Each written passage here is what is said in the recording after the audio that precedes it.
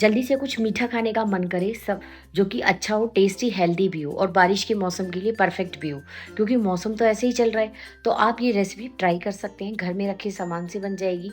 बहुत कम सामान और खाने में इतनी सॉफ्ट और टेस्टी बर्फी बनके तैयार हुई थी। तो चलिए फ्रेंड्स, आज बनाएंगे बहुत ही बढ़िया चने का और साथ में सूजी की बर्फी। ये देखिए एकदम नरम मुलायम बर्फी बनी है, परफेक्ट जो इक्वल शेप होती है वो कट भी गई है और कोई चाशनी वगैरह बनाने का झंझट भी नहीं है।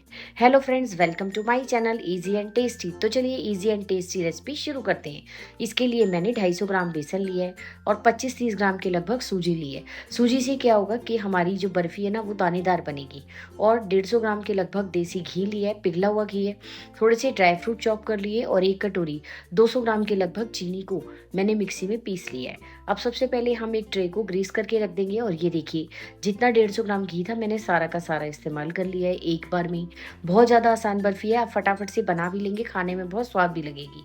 अब जो हमारे पास बेसन था, ये घर का ही मतलब नापा हुआ बेसन है, तो 200 और 250 ग्राम के बीच में होगा। वो हम इसके अंदर डाल देंगे और अच्छे से गैस का फ्लेम लो करके इसको चलाते रहेंगे और धीरे धीरे भूनना शुरू करेंगे। शुरू में ऐसा लगेगा कि आपको घी कम है, ये देखिए, और सारा घी फटाफट से बेसन पी जाएगा। लेकिन बेसन की एक खास बात होती है कि जैसे शुरू में बेसन घी पीता है ना, उतना ही बाद में रिलीज भी करता जाता है। यानी शुरू में आपको ऐसा लगेगा कि घी कम है और बाद में घी बहुत अच्छा हो जाता है। तो इसलिए शुरू में हमें कम ही डालना है, बाद में ज़रूरत लगेगी तो डाल लेंगे, वैसे ज़रूरत मुझे लगी ही नहीं बिल्कुल भी। देखिए बेसन भूनते हुए मुझे 4 से 5 मिनट हो गए हैं। इस बर्फ़ी को हमें कम से कम 10 से 12 मिनट तक अच्छे से भूनना है, तभी इसका बहुत बढ़िया टेस्ट आएगा। और साथ में ये, जैसे कई बार शिकायत रहती है कि बर्फ़ी जो है बेसन की या लड्डू गले में चिपकता है, वो नहीं लगेगा आपको। बस अब इसे भूनते-भूनते अब मैंने इसके अंदर 25 ग्राम के लगभग सूजी डाल दी है।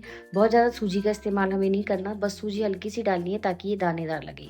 और 4 से 5 मिनट बेसन को लो फ्लेम पर घड़ी में देख के भून लीजिए। उसके बाद हम सूजी डाल देंगे, क्योंकि सूजी वैसे भी जल्दी भुन जाती है और दूसरी बात कि बेसन गर्म है तो सूजी अपने आप ही भुन जाएगी। अब मुझे इसे भूनते हुए 7-8 मिनट आराम से हो चुके हैं और ये देखिए कितना जो है फ्लफी हो गया है सारा बैटर हमारा, और इसने घी जो है वो अपने आप ही रिलीज़ करना शुरू कर दिया है। मैंने बिल्कुल भी इसके अंदर और घी का इस्तेमाल नहीं किया है। कभी किसी मेहमान ने आना हो या बहुत बढ़िया बर्फ़ी खाने का मन हो तो आप ये रेसिपी ट्राई कर सकते हैं।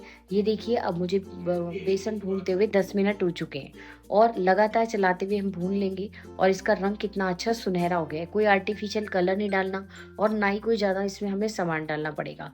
अब बेसन अच्छे से भून गया और खूब अच्छी खुशबू आ रही है।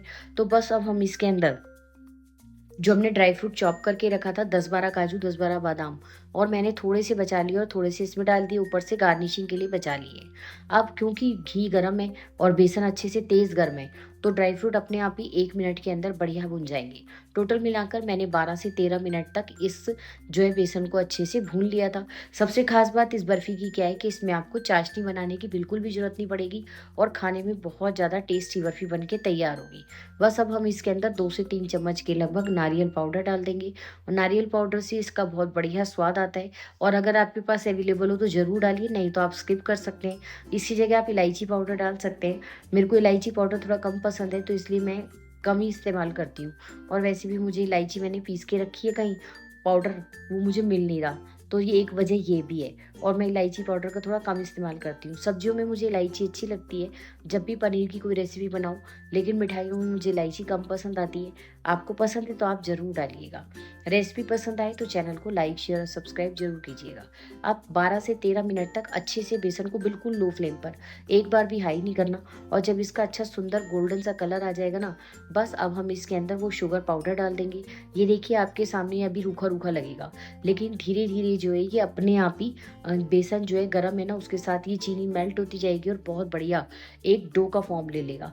इस समय गैस का फ्लेम मैंने बंद कर रखा है ताकि मुझे नीचे से जलने का डर ना रहे। और अलग अलग करके हम इसको धीरे धीरे करके बस इसे मिक्स करते जाइए और बहुत ही बढ़िया आपकी बर्फ़ी बिना चाशनी की बनके तैयार हो जाएगी। आराम से कट भी जाएगी। बस इस बात का ध्यान रखें कि जो प्लेट है ना उसे नीचे अच्छे से ग्रीस कर ले। और अगर आपको लगे कि बर्फ़ी ज़्यादा जम गई है तो आप एक बार नीचे से प्लेट को हल्का सा गर्म कर लीजिए जिसमें हम बर्फ़ी जमाएंगे, तो अपने आप ही बर्फ़ी बहुत बढ़िया निकल आती है। ये देखिए धीरे-धीरे करके सारी बर्फ़ी जो है वो अच्छे से मिक्स हो गई है चीनी इसके अंदर और बहुत सुंदर इसका कलर आ गया है। इस तरह से बर्फ़ी बहुत बढ़िया बनती है। ये बिल्कुल मैंने कोई घी और कोई भी एक्स्ट्रा चीनी, शुगर कुछ इस्तेमाल नहीं किया। जो सामान आपके सामने दिखाया है बस उसी से बर्फ़ी बना के तैयार की है। और बहुत सारी 1 किलो के आस-पास ये बर्फ़ी बन के तैयार हो जाएगी, क्योंकि जो सामान है ना उसके हिसाब से आप खुद ही आइडिया लगा लीजिए। ये देखिए अब इसको हम एक ट्रे में फैला देंगे। अभी आपको लग रहा है ना कि इसके अंदर घी कम है, लेकिन इसको आप पूरा फैलने दीजिए। उसके बाद आपको खुद ही लगेगा कि बहुत अच्छे से घी था। धीरे-धीरे इसके अंदर से अपने आप ही गर्म होने के कारण ना घी रिलीज़ होगा। ये देखिए बस इसे हल्के हाथ से टैप करते जाइए। अब इससे अच्छे से टैप नहीं हो रहा था तो मैंने इस जो सिलिकॉन का स्पैटुला होता है ना वो उसकी हेल्प ली। उससे आराम से मुझे फैलाने में भी कोई दिक्कत नहीं हुई। और शुरू में मुझे लग रहा था कि बर्फ़ी थोड़ी पतली बन रही है, तो मैंने इसे इकट्ठा करने की कोशिश की। लेकिन बाद में घी के कारण ना ये अपने आप ही ट्रे के अंदर, ये देखिए अब ऊपर आपको घी नज़र आ रहा है, अपने आप ही बिल्कुल घी डाला नहीं है और ये अपने आप घी जो है वो ऊपर की तरफ आना शुरू हो जाएगा। जैसे-जैसे बर्फ़ी जो है वो नीचे सेट होगी, घी ऊपर की तरफ आ जाएगा। बहुत अच्छी रेसिपी है, बच्चों को क्या बड़ों को भी सबको भी अच्छी लगेगी। ये देखिए कितना सारा घी है और ये अब अपने आप ही जो है फैले जा रही है। और बाद में जब मैंने बर्फ़ी जमाई ना तो ये फैल के बिल्कुल, मैंने थोड़ी-सी जगह छोड़ी थी कि काटने में ईज़ी रहती है, लेकिन वो पूरी फैल के एकसार बर्फ़ी हो गई और पूरी प्लेट तक फैल गई। पर चलो कोई बात नहीं, बर्फ़ी आराम से निकल गई थी, कोई दिक्कत नहीं आई। इससे अच्छे से इसके ऊपर ड्राई फ्रूट को आप चॉप कर दीजिए, पिस्ता हो तो वो भी डाल दीजिए, ड्राई फ्रूट आप अपनी मर्ज़ी से डाल सकते हैं। बिना ड्राई फ्रूट के भी बेसन की बर्फ़ी बहुत बढ़िया बनती है। ये देखिए मैंने थोड़ी जगह बनाने की कोशिश की है, लेकिन जब ये फैलने लगी ना, क्योंकि अभी ये बहुत तेज़ गर्म है और इसमें घी भी काफ़ी है। ये देखिए किनारे अपनी तरफ चली गई और बिल्कुल एकसार बर्फ़ी जम के तैयार हो गई। 1 से डेढ़ घंटा बस इसको इसी तरह रखा रहने दें और 1 डेढ़ घंटे बाद ही इस बर्फ़ी को काट लीजिए, क्योंकि अगर आप ज़्यादा देर बाद में काटेंगे ना तो ये ज़्यादा अच्छे से जम जाएगी और फिर सिर्फ़ आपको काटने में और निकालने में दिक्कत होगी, बाकी कोई प्रॉब्लम नहीं होगी। ये देखिए कितने आराम से, जैसे कि मक्खन से कटता है ना, मक्खन में से चाकू चलता है, बिल्कुल उस तरह से बर्फ़ी आराम से कट के तैयार हो रही है। कोई दिक्कत नहीं आ रही और बिल्कुल एकसार नाप की बर्फ़ी जो है हमारी कट गई है। आप सबको रेसिपी अच्छी लगी हो तो चैनल को लाइक, शेयर और सब्सक्राइब ज़रूर कीजिएगा और रोज़-रोज़ इसी तरह की रेसिपीज़ को देखते रहने के लिए प्लीज़ एक प्यारा सा कमेंट कीजिए, लाइक कीजिए और रेसिपी को पूरा देखने के लिए आप सबका बहुत-बहुत शुक्रिया। ये देखिए कितनी अच्छी हमारी बर्फ़ी कट के तैयार हुई है।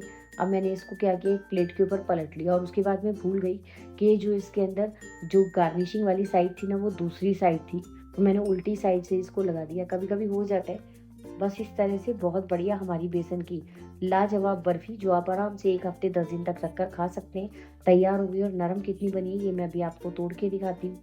ये देखिए कितनी अच्छी बर्फ़ी है और आराम से टूट रही है, बिल्कुल भी बर्फ़ी हार्ड नहीं बनी है, खाने में भी उतनी स्वादिष्ट है। तो प्लीज़ एक कमेंट ज़रूर कीजिएगा और कल